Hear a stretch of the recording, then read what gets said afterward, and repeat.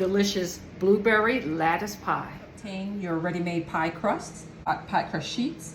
Cut the sheets into lattice strips. I'm going to add a 1/4 cup of cornstarch, teaspoon of cinnamon, 1/4 cup of fresh squeezed lemon juice, and 2 teaspoons of vanilla extract. A 1.5 cups of sugar. Transfer equals contents.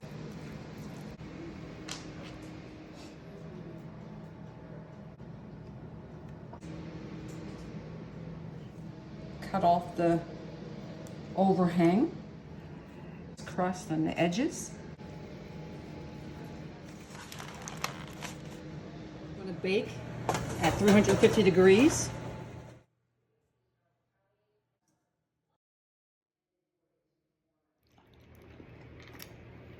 Delicious. Please don't forget to like, subscribe, or leave a comment.